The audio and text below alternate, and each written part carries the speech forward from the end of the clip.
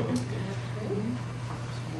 a pleasure to be here, Georgia 7, and I'm here to take your questions about football or anything else. And we'd like our first question to go to Robert from the student newspaper, The Georgian. Thank you. My name is Robert Green from the Georgia newspaper. My question to you is, since your lecture tonight is about leadership, what advice do you have for college students who aren't interested in being leaders, but still want to contribute to society? Well, I think the first thing I would say is you never know when you're going to actually be called to a position of leadership. People who say, I want to be a leader, probably aren't going to turn out to be very good leaders, because with the title than with wanting to contribute and wanting to do something. And so I would say to students, find your passion, find what it is you love to do, find what you think brings together your talents and your commitment, and hopefully your talents and your commitment will lead to an opportunity that may in fact put you in a position of leadership.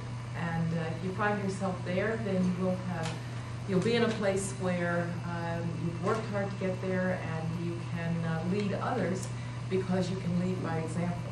And so to students, I would say finding your passion is the most important thing that you can do over the next several years in college. It's much more important than finding your next job, because your passion has to be something that will sustain you, and if you're not careful, as happened with me, your passion may find you rather than the other way around. Dallin, WTUC. Looking at shifting gears, looking around at the events going on internationally and the United States' role in those, the current administration, is there anything you're seeing that you're going, you're biting your nails and thinking what you've done is about to be undone, for better or worse? The very best thing about, in some ways, about being out of government is you can get up and you can read the newspaper and not think you have to do anything about what's in it.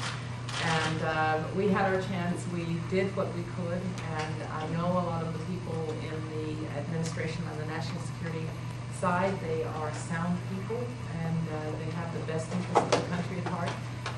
I don't know whether I will or will not agree with what they do, because I'm very strongly of the view that on that I owe them my silence, as President Bush said. I know what it's like to have somebody chirping at you from the outside who doesn't fully understand all of the considerations that go into decisions. But on balance, it's pretty clear that the United States has got to continue to be vigilant about terrorism.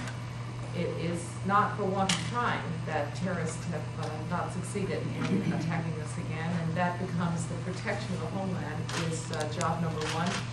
I think it's also very important to try and leave the world somewhat better, which means the alleviation of poverty and disease and the alleviation of tyranny, because no man, woman, or child deserves to live in tyranny. And in fact, there's a direct relationship between the absence of freedom in some places and the growth of extremism.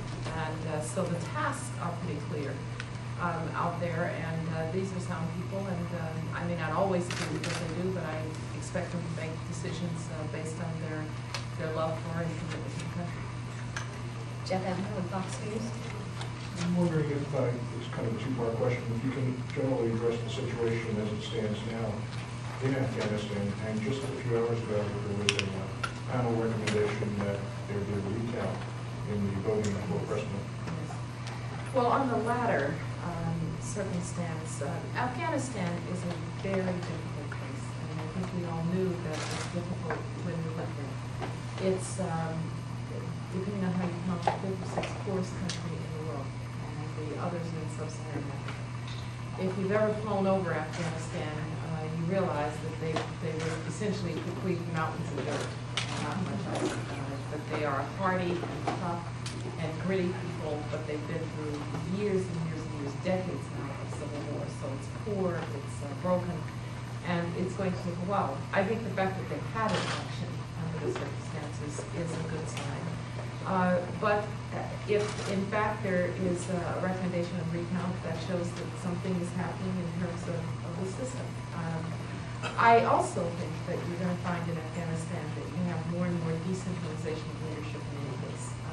In the early stages, the presidency under Hamid Karzai was critical because there had to be a sense of Afghanistan. For so many years, there was no sense of Afghanistan. There were just all these warlords. Now I think we're going to start to see more regional leadership,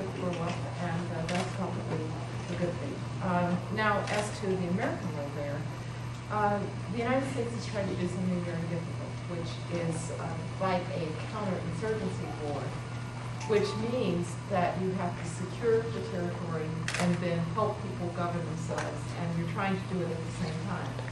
And so very often, you're using military force one day and trying to help the population the next. And it's the toughest kind of war to fight. It's especially hard in a place like Afghanistan that's so remote and where you have trouble on the Pakistani border. But I believe that if we can keep the course, I know General McChrystal is a very fine counterinsurgency fighter, and I believe that the possibilities are for success, but we have to be careful about not expecting too much too soon. And it's going to require us to think hard about what it is we can help the Afghans deliver, and that what they're going to have to deliver over a much longer period of time. And you're not going to help them deliver a fully formed democratic system with a functioning economy right away. It's too tough a job. You can help them set the conditions where over time that kind of Afghanistan can emerge. And I am concerned that you're hearing a lot of talk now about the United States leaving Afghanistan. Well, we made that mistake once before. And we got the Taliban, they got the Taliban, we got Al-Qaeda, and took the load. So we're going to have to find a way to have sustainable goals in Afghanistan. Arlinda Gordy from the Savannah News. I just want to take it in a kind of a different level, a little bit more domestically. I'm sure that you heard about all the rigmarole that's going on with President Obama and his speech to the school children today. Just want to kind of get your take on, the whole what's going on right now in the nation, and you're talking about leadership and his leadership and how people are responding to them. Well, it's being president of the United States is going to be the toughest job in the world. Americans expect a lot of their president, and it's not for the faint-hearted. And so once you're there, you find that people are critical and they're tough, and I think that's what we're seeing. Our politics has always been tough in the United States. The idea that somehow the United States was once a place with really civil politics, after all, we haven't had the vice president shoot the former Secretary of the Treasury, as Aaron Burr did Alexander Hamilton, and everyone knows that George Washington stopped speaking to Thomas Jefferson because Thomas Jefferson spread rumors that Washington was senile because he thought Washington was too close to Alexander Hamilton. So our politics has always been a little bit rough. And when you are in the rough and tumble of politics, it's just important to be clear, to go to the American people, to try and solicit their support, and to keep after it. And I think that that's what you're seeing, and that's what will happen. But we've got a lot of tough issues on our plate, and we're being asked, the American people are being asked to deal with a lot of very consequential and fundamental issues in very difficult circumstances. And to me, it's not surprising that it's a little rough in that regard.